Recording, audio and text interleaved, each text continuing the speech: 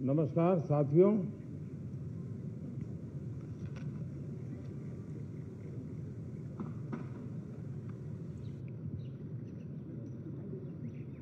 शीतकालीन सत्र है और माहौल भी शीत ही रहेगा।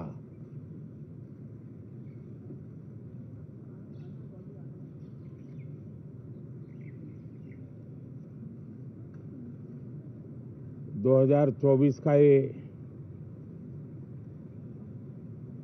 अंतिम कालखंड चल रहा है।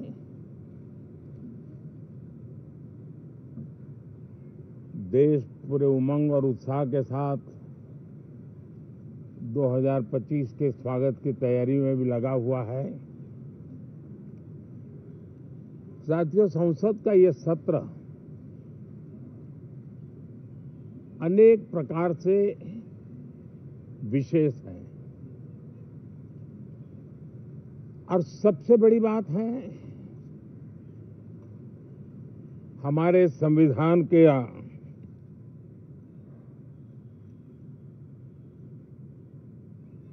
75 साल की यात्रा, 75वें साल में उसका प्रवेश, ये अपने आप में लोकतंत्र के लिए एक बहुत ही उज्जवल अवसर है। और कल संविधान सदन में सब मिलकर के इस संविधान के 75वें वर्ष की उसके उत्सव की मिलकर के शुरुआत करेंगे।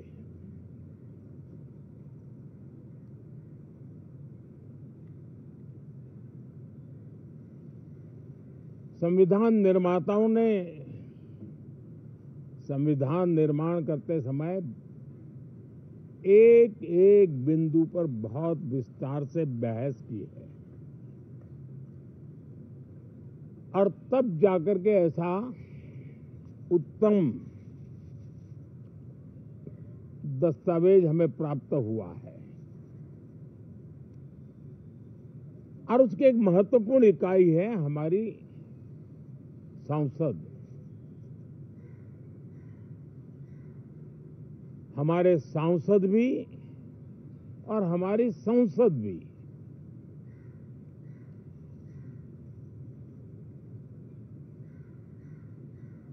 पार्लियामेंट में स्वस्थ चर्चा हो,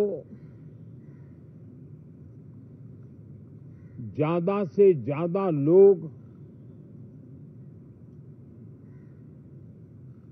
चर्चा में अपना योगदान दें।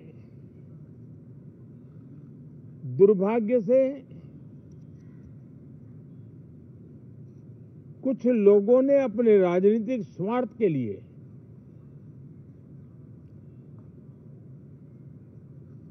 जिनको जनता ने अस्वीकार किया है, वे संसद को भी मुट्ठी भर लोगों के हुड़दंगबाजी से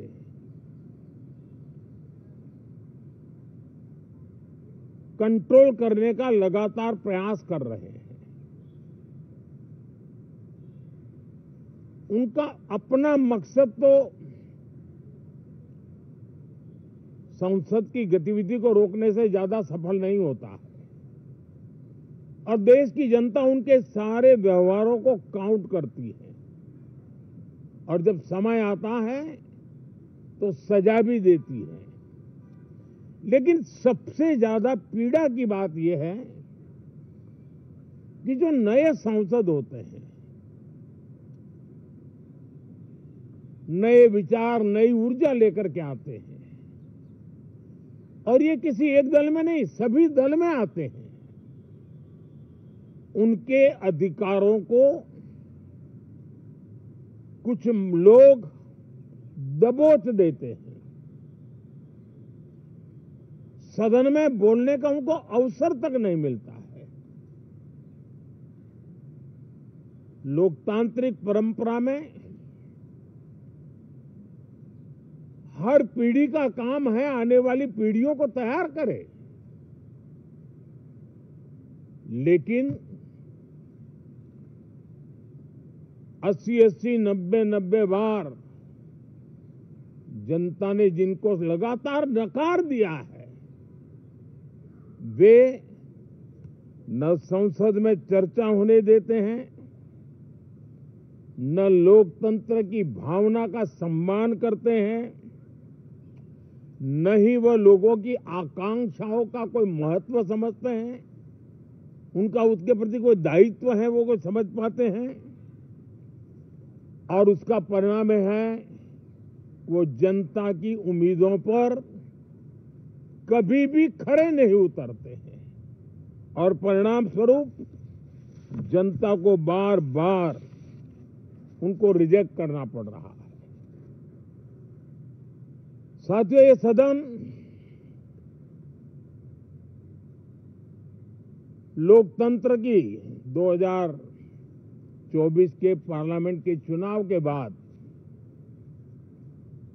देश की जनता को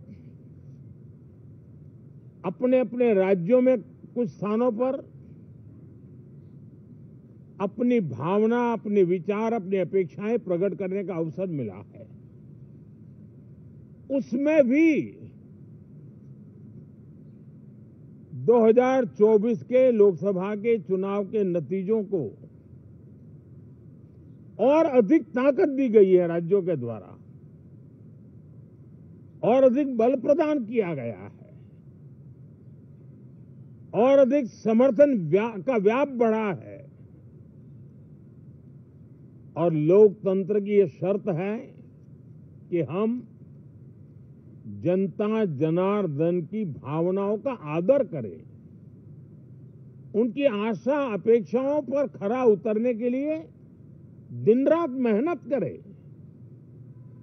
मैं बार बार खास करके विपक्ष के साथियों से आग्रह करता रहा हूं, और कुछ विपक्ष बहुत जिम्मेदारी से व्यवहार करते भी हैं।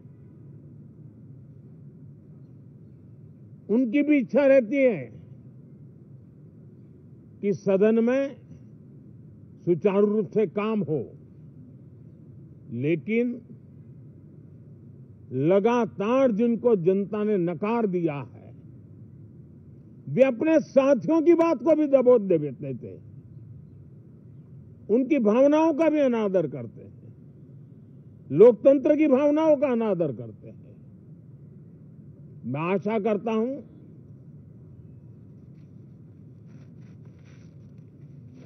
कि हमारे नए साथियों को अवसर मिले। सभी दल में नए साथी हैं,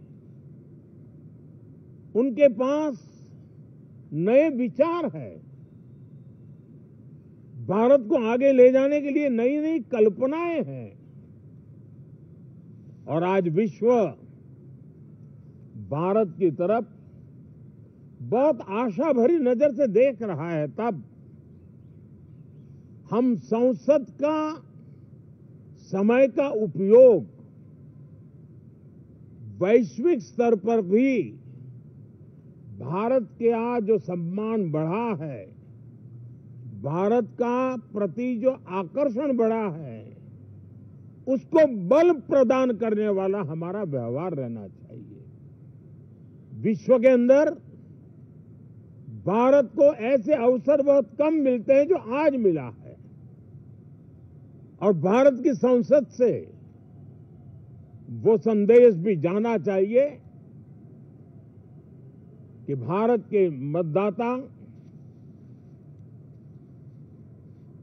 उनका लोकतंत्र के प्रति समर्पण,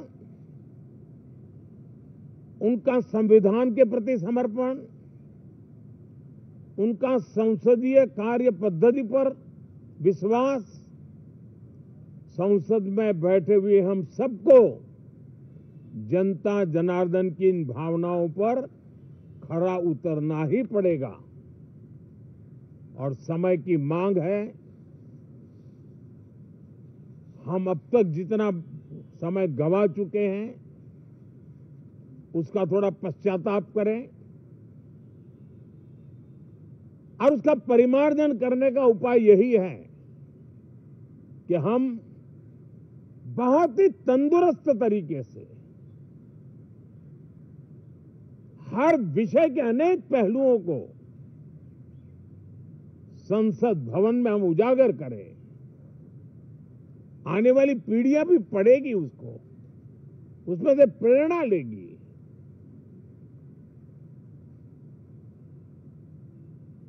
मैं आशा करता हूं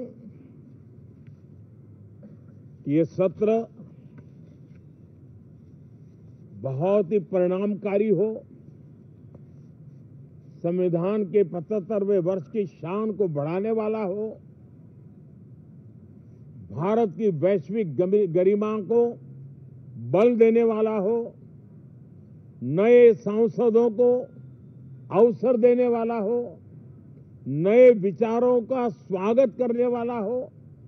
इसी भावना के साथ मैं फिर एक बार सभी माननीय सांसदों को उमंग और उत्साह के साथ इस सत्र को आगे बढ़ाने के लिए निमंत्रित करता हूं, स्वागत करता हूं।